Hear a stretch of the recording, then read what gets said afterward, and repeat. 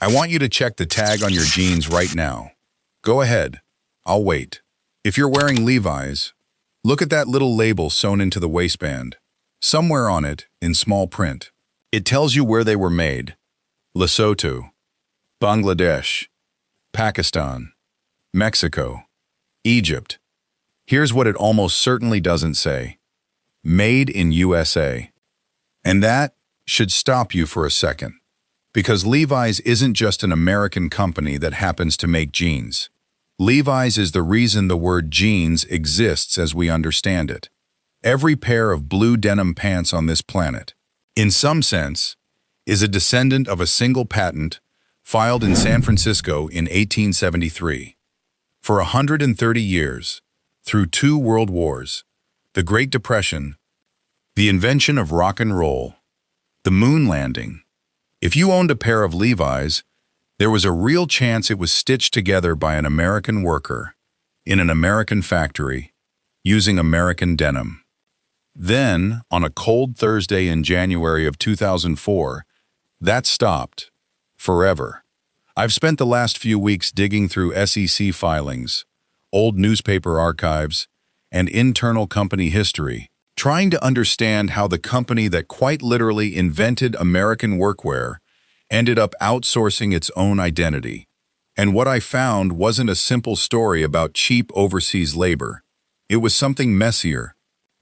A story about family loyalty, about a leveraged buyout that nearly buried the company in debt, about a CEO who genuinely tried to build a more ethical corporation and still watched 37,000 jobs shrink down to almost nothing.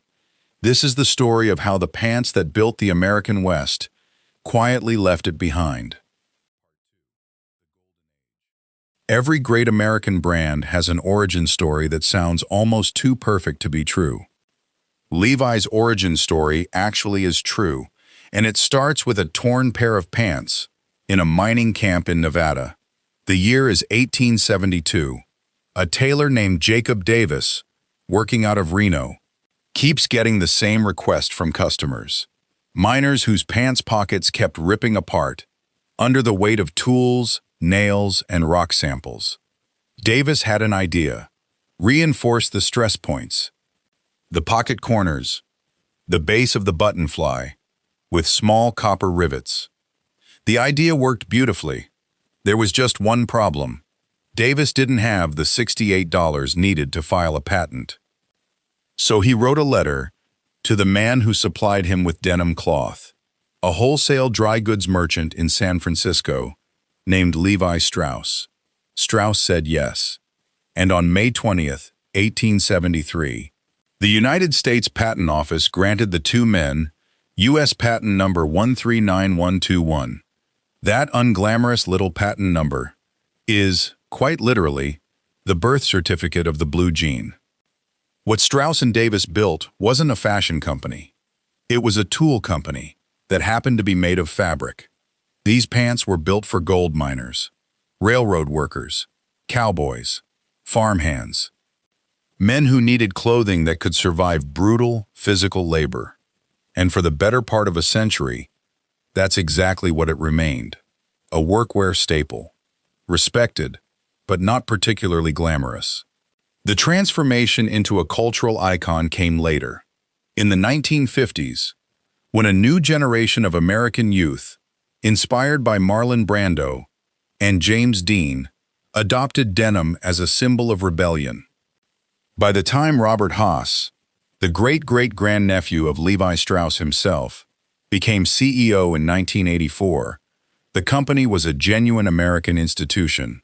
But underneath, it was already showing cracks. Between 1980 and 1984, net income had fallen roughly 80%, and 15,000 workers had already lost their jobs. Haas's response in 1985 was audacious. He engineered a leveraged buyout, worth roughly $1.7 billion, taking Levi Strauss & Company private for the first time in 14 years. And for a while, a genuinely remarkable while, it worked. In 1986, Levi's launched Dockers. By 1990, Roughly 80% of American men owned at least one pair. Haas also did something almost unheard of in corporate America at the time. In 1987, he introduced what became known as the Levi Strauss Aspiration Statement, tying employee evaluations, promotions, and pay raises, not just to output, but to values, diversity, ethical leadership, workplace collaboration. In 1993, in a decision that stunned the apparel industry, Levi's announced it would phase out manufacturing operations in China over concerns about human rights conditions, deliberately walking away from access to a market of over 1 billion potential customers. Growth. On principle. By 1996, the numbers told a story of total triumph. Revenue had climbed to $7.1 billion, up from $2.6 billion just 11 years earlier. The company's global workforce stood at more than 37,000 people. Levi's controlled roughly 48% of the entire American jeans market. Robert Haas wasn't just running a clothing company anymore. By every visible metric, he was running one of the most admired corporations in the United States. Nobody in that boardroom, celebrating the 1996 numbers, could have predicted how fast and how completely the next 7 years would unravel everything they'd built. Here's the uncomfortable truth about Levi's decline. It wasn't caused by a single villain, a single bad product, a single scandal. It was caused by the slow, compounding weight of a dozen small decisions, each one defensible in isolation. The first crack was cultural. Through the late 80s and into the 90s, a new wave of competitors, Calvin Klein, Tommy Hilfiger, and eventually a flood of cheaper private label store brands, began eating into Levi's market share from both directions at once. By 1997, the company's share of the American men's jeans market had fallen from that 1990 peak of 48% all the way down to 26%, cut nearly in half in just 7 years. The second crack was structural. And this is the part almost nobody outside the apparel industry understands. Levi's 1985 leveraged buyout had also loaded it with debt. And in November of 1996, at what should have been the company's moment of maximum strength, Haas orchestrated a second leveraged buyout, worth approximately $4.3 billion. That decision, made at the absolute peak of the company's revenue, would prove catastrophic in its timing. Revenue fell from $7.1 billion in 1996 to $6.9 billion in 1997, then to $6 billion in 1998. Every dollar the company might have used to modernize domestic factories was now, instead, servicing debt. The third crack was global.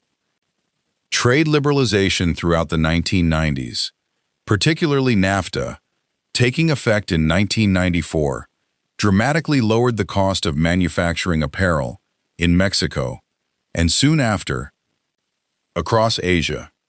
For a company already bleeding market share and buried under leveraged buyout debt, overseas labor wasn't a tempting option anymore.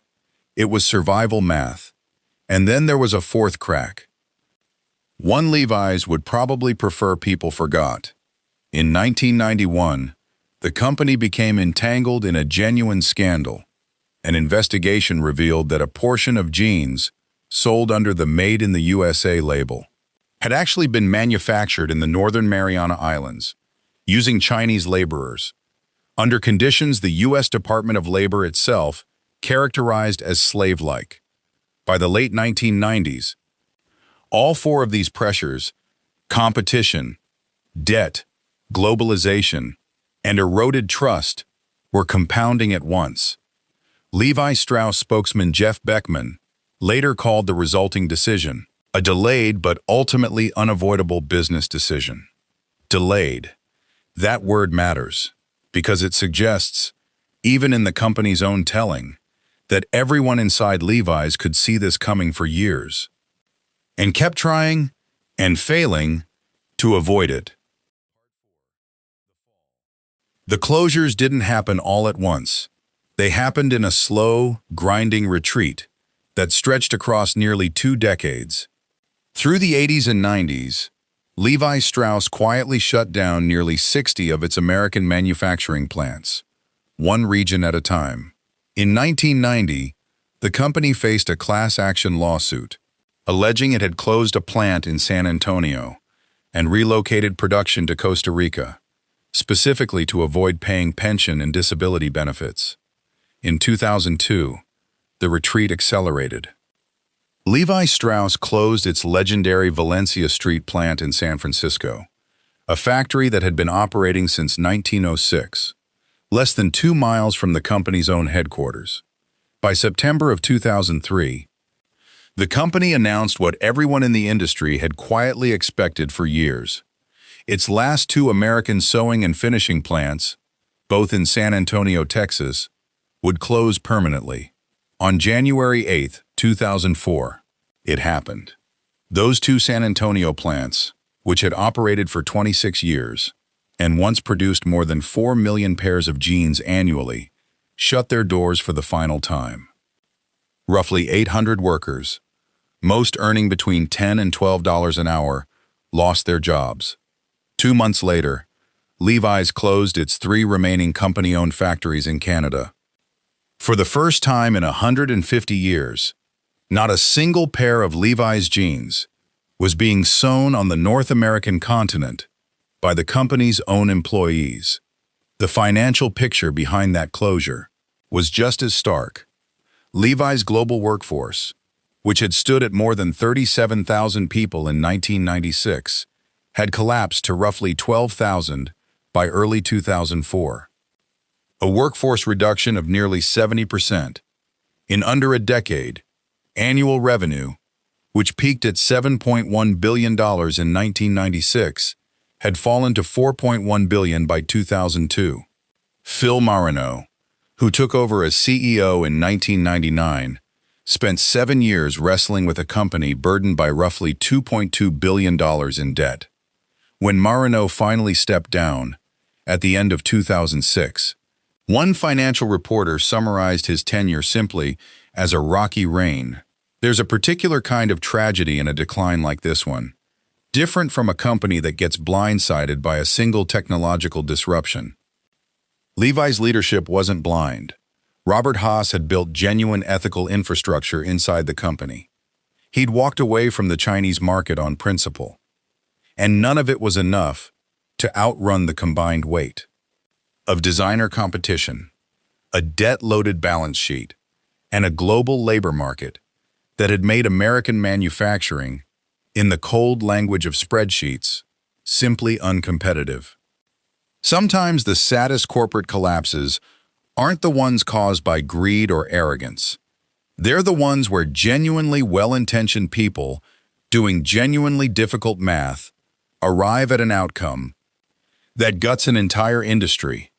One plant closure, one press release, one delayed but unavoidable business decision at a time. So where does that leave Levi's today? Not dead, not even close actually. Under Chris Berg, who became CEO in 2011, Levi's stabilized, restructured its debt, and in 2019, returned to the public stock market for the first time since that original 1985 buyout. But healthy and American-made turned out to be 2 entirely different things. In the early 2010s, Levi's made a small, symbolic attempt to bring some production home, using some of the last remaining stock of American selvage denim from North Carolina's Cone Mills. For a brief moment, it seemed like a partial homecoming. Then, in 2017, Cone Mills' historic White Oak plant, the very last selvage denim mill operating in the United States, closed permanently.